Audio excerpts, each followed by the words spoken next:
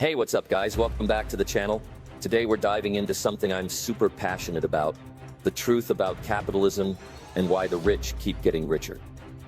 In this video, we will hear a billionaire revealing how people at his level keep amassing large sums of money and what we can learn from it. So here it goes. I hope you enjoy. I'm in the top 0.01% of earners, so I'm basically giving you the inside scoop. So grab a drink, get comfortable, and let me break down how the ultra-wealthy like me keep winning at this game, and more importantly, how we can create an economy that works for everyone.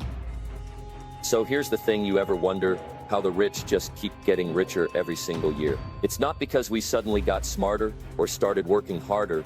It's definitely not because we got better looking.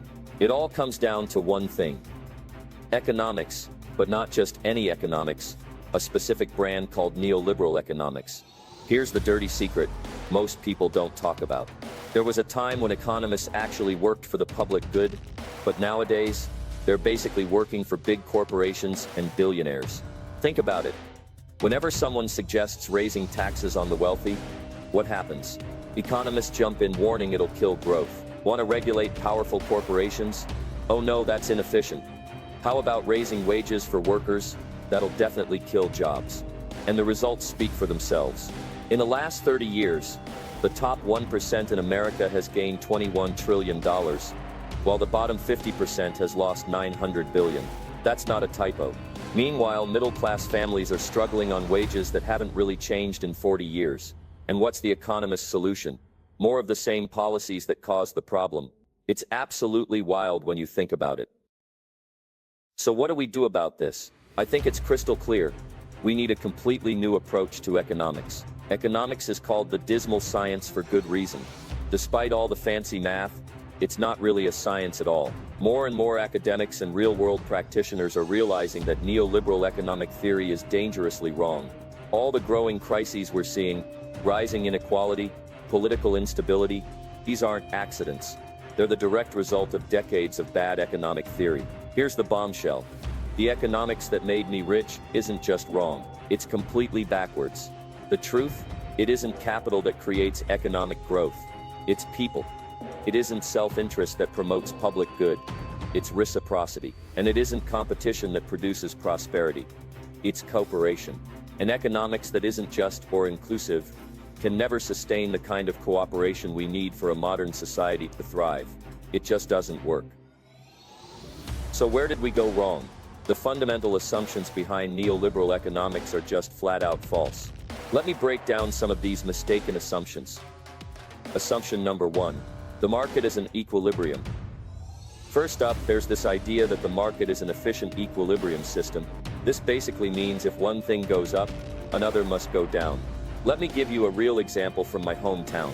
When we passed the first $15 minimum wage, and economists freaked out. If you raise wages, businesses will hire fewer workers, restaurants will close. But guess what actually happened? The exact opposite. Unemployment went down. The restaurant business boomed. Why? Because there is no perfect equilibrium. When restaurant workers suddenly make enough money to actually eat at restaurants, the business grows. It's so obvious when you think. Assumption number 2. Price equals value. The second false assumption is that the price of something always equals its value. So if I earn $50 million a year, and you earn $50,000, the theory says it's because I produce 1,000 times more value than you. As someone who's run dozens of businesses, I can tell you that's complete nonsense. People aren't paid what they're worth, they're paid what they have the power to negotiate. Wages have been falling as a share of GDP not because workers are less productive, but because employers have become more powerful. By pretending this power imbalance doesn't exist, neoliberal economics basically became a protection racket for the rich. Assumption number 3. Homo economicus. The third and most damaging assumption is this idea of Homo economicus, that humans are perfectly selfish, perfectly rational, and always maximizing their self-interest. But seriously, think about it. Is it really plausible that every nice thing you've ever done was just to maximize your own utility? When a soldier jumps on a grenade to save their comrades, is that just self-interest? Of course not. This behavioral model is at the cold, cruel heart of neoliberal economics, and it's as morally wrong as it is scientifically incorrect. If we believe humans are fundamentally selfish, and we see prosperity around us, then the logical conclusion is that selfishness must cause prosperity. This leads to the toxic idea that greed is good. Under this thinking, widening inequality is efficient, and a corporation's only purpose is to enrich shareholders. This gospel of selfishness has enabled the top 1% like me to grab almost all the benefits of growth over the last 40 years. But here's the thing. The actual science paints a completely different picture of human beings. Real empirical research shows that humans are highly cooperative, reciprocal, and intuitively moral creatures. This means it must be cooperation, not selfishness. That's the real cause of our prosperity. Our inherent reciprocity is humanity's economic superpower. This new economics gives us permission to be our best selves, and unlike the old economics, this story is not only virtuous but actually true. I want to be clear, I didn't make this up. This new economics is being developed in universities around the world, building on the best research in economics, complexity theory, psychology, anthropology, and more. So what does this new economics tell us about where prosperity actually comes from? Market capitalism is an evolutionary system. Prosperity emerges through a positive feedback loop between innovation and consumer demand. Innovation solves human problems, consumer demand selects the useful innovations, and as we solve more problems, we become more prosperous. But here's the key. As we become more prosperous, our problems and solutions become more complex. This complexity requires higher levels of social and economic cooperation to produce the specialized products of a modern economy. Competition still matters. The old economics gets that right. But what it misses is that it's largely competition between highly cooperative groups, firms, networks, nations. Anyone who's run a successful business knows that building a cooperative team that includes everyone's talents is almost always better than just having a bunch of selfish jerks. So how do we leave neoliberalism behind and build a more sustainable, prosperous, and equitable society? The new economics suggests 5 simple. First, successful economies are not jungles, they're gardens. Markets, like gardens, must be tended. The market is the greatest social technology ever invented for solving human problems. But without social norms or democratic regulation, markets create more problems than they solve. Just look at climate change, or the 2008 financial crisis. Second, inclusion creates economic growth. The neoliberal idea that inclusion is some luxury we can afford only after we have growth is completely backwards. The economy is people. Including more people in more ways is what causes economic growth in market economies. Third, the purpose of corporations isn't merely to enrich shareholders.